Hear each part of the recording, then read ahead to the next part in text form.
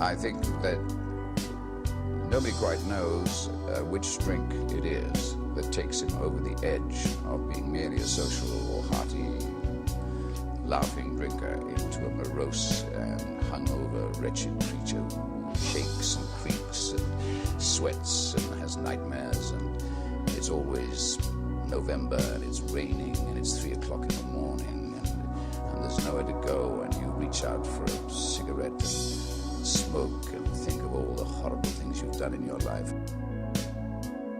It's easy to embrace hopelessness when things seem insurmountable, and yet it's actually just a matter of time until all of the elements come together for things to be all right. I mean, I believe that, you know, most difficult situations will resolve themselves if you are persistent and if you don't give up entirely. And that's what I never did. I never gave up.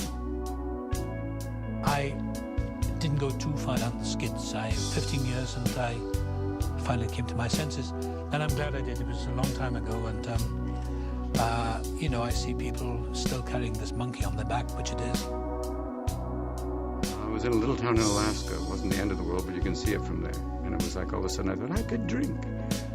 It's also that same thought you have if you look off a large building and go, I can fly. And within a week it was like, gone, you know.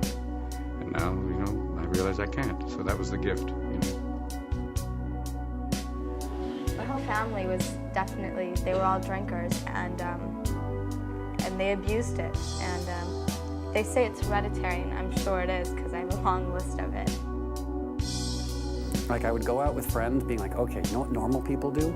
Normal people go out and they sit in a cafe and they have a beer. And that was my intention. I'd want to sit in the cafe, have a beer, and be normal.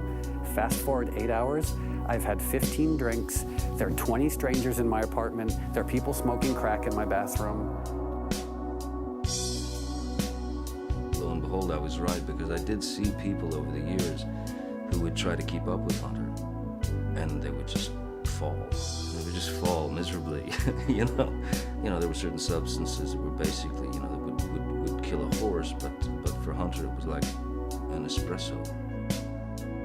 I was an avid fisherman, and that was one area where I felt I had some expertise and still harbored a little bit of self-respect. And I remember going fishing one morning, and on the other side of the river there were two fishermen who were acknowledged experts. And at some point I lost my balance, and I fell over and I broke one of the rods in half. And something in me just died. And I drove home and I picked up the phone and I called someone and I said, I've had enough. Things happen for a reason, and when your path crosses someone's or something happens that causes you to change, sometimes the change is painful and it hurts to make that change, or you're very resistant to it, you know, because I mean I went in rehab kicking and screaming. What's there to say, really? You know, I mean, I was messed up, I was full of medication, I was drinking, I was just on the last legs, I was spiraling, you know, I mean, and I needed help. And I'd just done too much of everything and was taken to the right place. I have to make it my decision, because if it isn't mine, if it isn't my decision to go and do this, it won't last. It won't have any effect on me.